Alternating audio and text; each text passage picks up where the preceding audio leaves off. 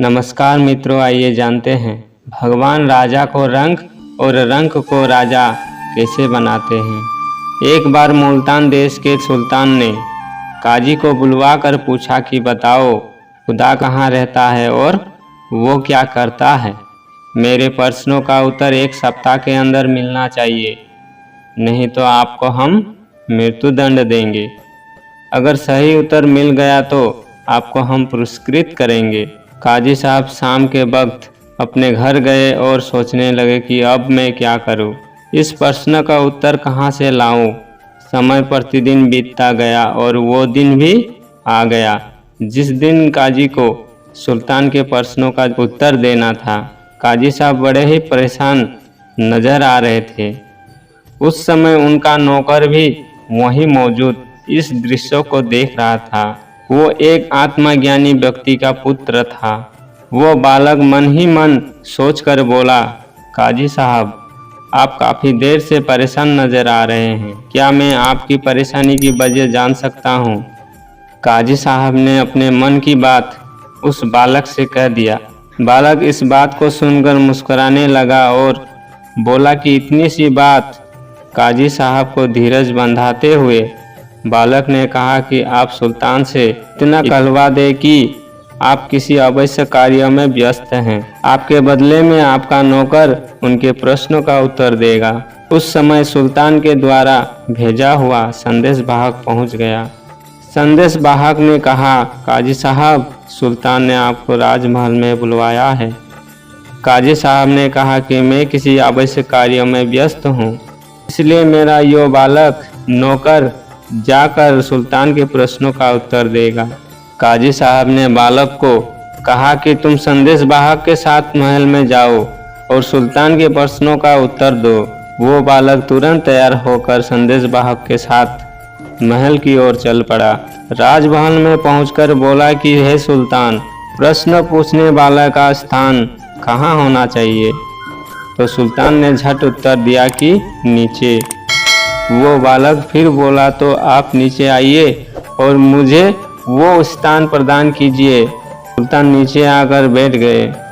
वो बालक उस स्थान पर जाकर बैठ गया जहां सुल्तान बैठे थे।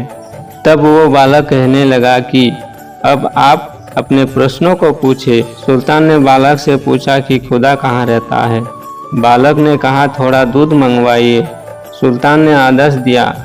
दूध आ गया। बालक ने सुल्तान से पूछा कि इसमें मक्खन है या नहीं। सुल्तान ने कहा, मक्खन है। उस समय बालक ने उत्तर दिया, जिस तरह दूध के कण कण में मक्खन व्याप्त है, ठीक इसी प्रकार खुदा भगवान भी कण कण में व्याप्त है। तभी संतों ने कहा है कि जरे जरे में है झांकी भगवान की। किसी सूझ वाली आंख ने पहचान की। मक्खन को प्राप्त करने के लिए दूध को दही बनाना पड़ता है और उसे बिलोने के बाद मक्खन प्राप्त होता है। ठीक इसी तरह खुदा नूर इलाही के दीदार के लिए कामिल मुर्शिद की आवश्यकता पड़ती है, तभी वो पाक नाम का दीदार कराते हैं। सुल्तान बालक के उत्तर को सुनकर बहुत संतुष्ट हुआ। फिर से बालक ने कहा कि आपका दूसरा प्रश्न क्या है। सुल्तान ने कहा कि खुदा क्या करता है। बालक मुस्कुराता हुआ कहता है कि वो यही करता है जो अभी हुआ है। वो रंक को राजा बना देते हैं और राजा को रंक बना देते हैं। जैसे आप कुछ देर पहले सुल्तान थे मगर अभी रंक है, मैं कुछ देर पहले रंक था मगर अभी सुल्तान के स्थान पर बैठा हूँ। यह बात सुनकर सुल्तान गदगद हुआ और उस बालक को सीने से लगाकर कहने लगा कि जिसका सेवक इतना विवेकी ज्ञानी हो, वो स्वयं कितना बड़ा ज्ञानी होगा। वो बालक जब पुनः अपने स्थान पर विजय हासिल कर पहुंचा तो उस समय काजी साहब ने भाव विभोर होकर उसे गले लगाया और अपना सलाहकार बना लिया।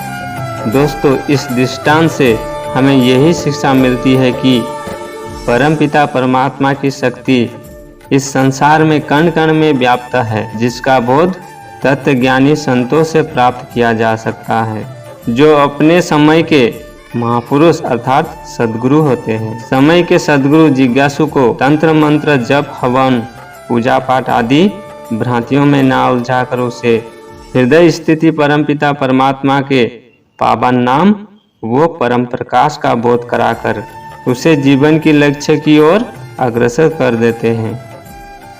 दोस्तों, इस तरह की वीडियो प्राप्त करना चाहते हैं तो चैनल को सब्सक्राइब कीजिए और बेल आइकन को जरूर प्रेस कीजिए ताकि मेरे न्यू वीडियो का अपडेट आप तक पहुंचता रहे। जय श्री कृष्ण। राधे।